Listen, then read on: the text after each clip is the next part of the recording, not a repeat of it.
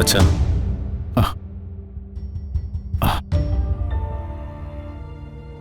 അമ്മയുടെ അവസ്ഥയിൽ ഇപ്പോഴും യാതൊരു വ്യത്യാസവും. അമ്മ ഇങ്ങനെ ജീവിതത്തിനും മരണത്തിനും ഇടയിൽ കിടക്കുമ്പോ അതിന്റെ കാരണക്കാരി ഇങ്ങനെ സമാധാനത്തോടെ നടക്കുന്നത് ശരിയാണോ? ICU കിടക്കുന്ന രമാദേവിയുടെ മൂത്ത മകനാ ഞാൻ. എന്റെ അമ്മയെ ഈ അവസ്ഥയിലാക്കിയവർക്കെതിരെ ഞാൻ പോലീസിൽ കംപ്ലൈന്റ് കൊടുക്കാൻ പോവാ. ഒരു മകനെന്ന നിലയിൽ അതെന്റെ കടമയാ.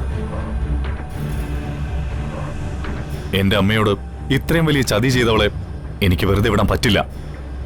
അത് ചെയ്തത് അവളാണെന്ന് നിനക്കെങ്ങനെ ഉറപ്പിച്ചു പറയാൻ പറ്റും? അമ്മയെ അവസ്ഥയിലാക്കേണ്ട കാര്യം മറ്റാർക്കാണുള്ളത്?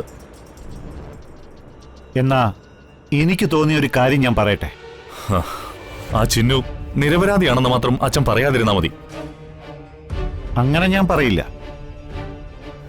ഒരു പക്ഷേ നിന്റെ അമ്മ സ്വയം വിഷം കഴിച്ചതാണെങ്കിലോ? അങ്ങനെയും സംഭവിക്കാമല്ലോ.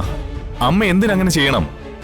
താൻ ആഗ്രഹിച്ചതൊക്കെ നേടിയ ചരിത്രം മാത്രമേ അമ്മയ്ക്കുള്ളൂ. എന്നും അമ്മ വിജയിച്ചിട്ടേ ഉള്ളൂ. ഒരിക്കൽ പോലും അമ്മ തോൽവി സമ്മതിച്ച് ഒതുങ്ങിയിരുന്നിട്ടില്ല. പിന്നെ എന്തിനമ്മ ആത്മഹത്യക്ക് ശ്രമിക്കണം?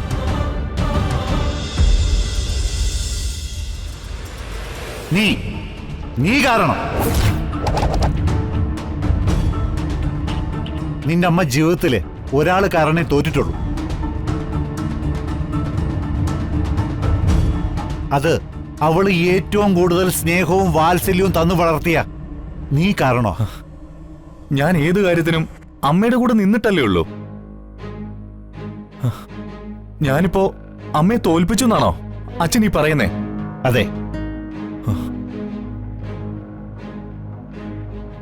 ഇവൾക്ക് വേണ്ടി, ഇവളോടൊപ്പം ചേർന്നാണ് നീ അമ്മയെ തോൽപ്പിച്ചത്, നാണം കെടുത്തിയത്.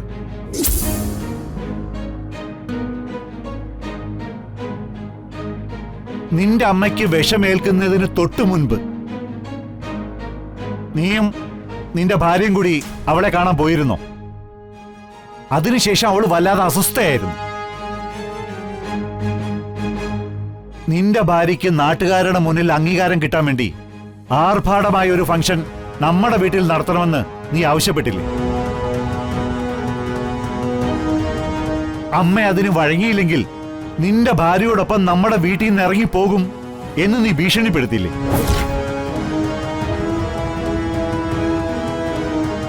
ആ ഷോക്കിൽ നിന്റെ അമ്മ ജീവിതം അവസാനിപ്പിക്കാൻ തീരുമാനിച്ചതാണെങ്കിലോ?